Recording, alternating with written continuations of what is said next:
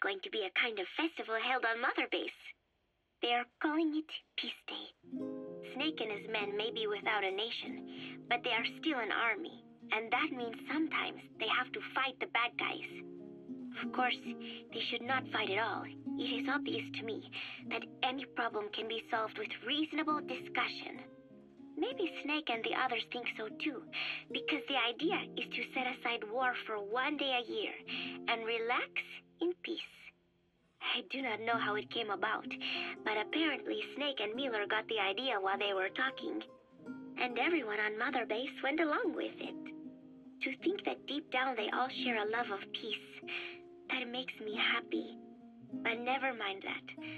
Somehow I have ended up singing on stage. Miller was all, "Come on, both our names mean peace. It will be great." Why does that mean we have to be in a band? Then he roped Professor Galvez in too, saying, "Hey, Galvez comes from peace too. We are the perfect act." I am not sure Miller really understands the origins of the name Galvez. But then again, you always have to take Miller's talk with a grain of salt.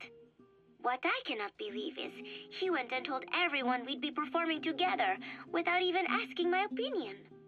Now everyone thinks it has all been decided. I like to sing, but I have never had to perform in front of a crowd. I do not think I'm up to this. But everyone seems to be looking forward to it. I guess I would hate to let them down. And anything is better than letting Miller sing. Oh, that was mean. Miller said he was going to write a song for us. I wonder what it will be like. It is funny. The more nervous I get, the more I find myself looking forward to it. The whole base is busy getting ready for Peace Day. Miller has finished writing his song, so I went with Professor Galvez to listen to it. Miller was really into it, humming away as he played the song on his acoustic guitar. But the song melody did not match up with the guitar chords at all, and it sounded more like a mess than music. Miller's very enthusiastic, but I think he's tone deaf. I guess the guitar backing sounded good at least. But as I was wondering how to break it to Miller, Professor Galvez took out an odd instrument. It was just 2 antennas sticking out of a box, more like a radio than a musical instrument. He said it was invented by the Soviets, but why would Professor Galvez own a Soviet-Russian instrument? I asked him, and he told me music has no borders. Well, I cannot argue with that. Good music is something people of any nation can appreciate. Why not abandon war and just make music together? But anyway, the professor offered to try playing the melody on his instrument in time with Miller's guitar.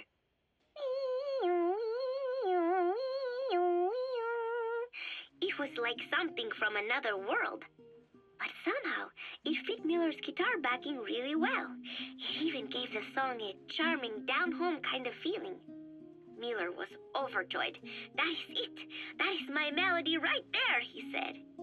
It sounded totally different from when he sang it. But hearing the professor's version, I thought I could probably sing it. Then Miller hit me with the next bombshell. "Buzz, you write the lyrics." I did not know whether to scream or to run out of the room. There was only 1 week left until Peace Day. So, as if putting me on stage to sing was not enough, Miller even expected me to write the lyrics. He even said he had thought of the title already. Love Deterrence. As if he had done the hard part. Deterrence, love, deterrence.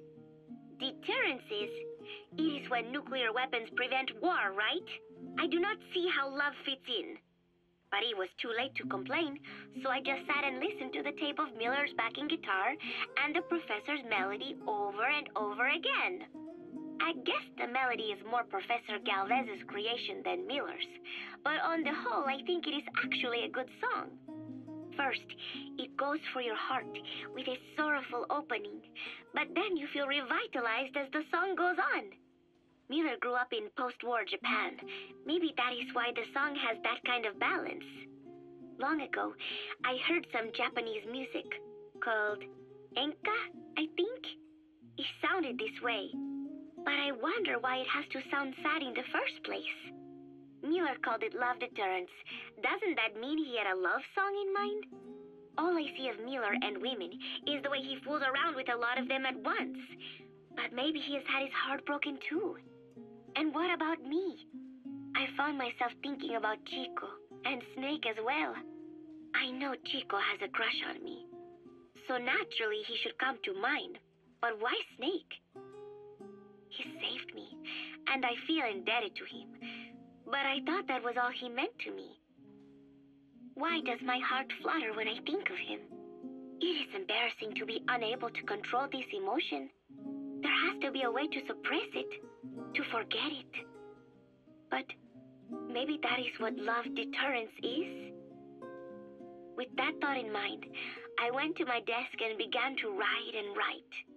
Just 3 days left until Peace Day. I finally had a decent draft of the lyrics, so I showed them to Professor Galvez first. He liked them. He said I had done a superb job capturing the sense of a young girl's troubled heart. There were 1 or 2 lines I thought needed brushing up, so although he said lyrics aren't my specialty at first, he gave me some advice. Everything he said made perfect sense. When I tried putting in his changes, they made the song feel deeper, more sincere. That is the professor for you. He always has the answer. With the lyrics finished, I was ready to show Miller.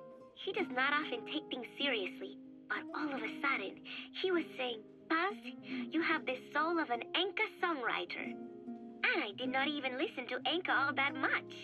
Maybe I am pretty talented after all. But still, it took so much time to write the lyrics that there is hardly any time left to rehearse before Peace Day. The 3 of us rushed into the makeshift practice studio on Mother Base to see how we sounded together. Miller strummed away with a big smile on his face.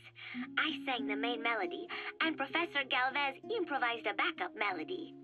I know the professor is smart, but is there anything he cannot do? And Miller's guitar playing sounded a lot better now that he stopped singing. But I can hardly criticize his voice. I thought I had learned the song well enough listening to the tape as I wrote the lyrics, but I had trouble with the pitch and kept missing the rhythm. I have to practice, but there's almost no time left. It is just 3 days until Peace Day. Wait, I thought there were 3 days left before. I went and checked today's date with Miller and the professor. The date has not changed. It is the same day. Something is strange. Am I reliving the same day?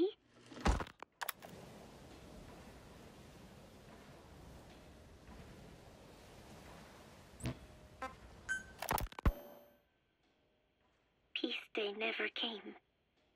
Every morning I wake up expecting it to come, but it is always 3 days away. That cannot be it. I have not woken up at all. It is just a dream. It is all a dream. I am in it, and you are in it too. I am the dreamer, but you are having my dream. Do you get it now? You do, don't you? Peace Day never came. With 3 days left, I followed my orders from Cypher and launched the operation. I hijacked Zeke. I fought Snake. I lost and was thrown into the ocean. I survived, but I was captured by Cypher. How happy I would have been if they had let me die then and there. But wishes do not come true. We just cling on to our dreams, our phantoms, mine and yours. But I think this one is coming to an end. After all, you have figured it out now. You can kill Skullface, murder Huey, slaughter Zero, burn the whole world down, and it still won't bring me back. Me, or any of the dead. And that was our business. War. We bought our daily bread with money paid to us for killing. Maybe us getting killed was just balancing the scales. You know, Mother Base was never the heaven we wanted it to be, but I was still happy to have lived with everyone there. It was such a short time, such a hypocritical peace. But while I was on Mother Base, I was happy. So, I hope I am not the only one who looks back on those days with happiness. There is more to remember than hatred and rage. But of course, this is you thinking that I should think that. It is no mystery now. I am just a phantom, a fragment of the mind you have lost. The real me died a long time ago. But even so, more so, I can tell what you are really feeling. The real emotion that is locked away at the bottom of your heart. Let it fly out. Let it guide you. Live. I think it is my job to tell you that. That is why I exist. So this tape is the last one. Once you are done listening to it, I am one phantom limb that will be gone for good. My flesh, my bones, joining the silt on the ocean floor. But do not forget, as long as you remember me, I will always live within you. Not a phantom limb or a phantom anything, as part of your heart. I will always be your angel of peace. So I know exactly how to finish.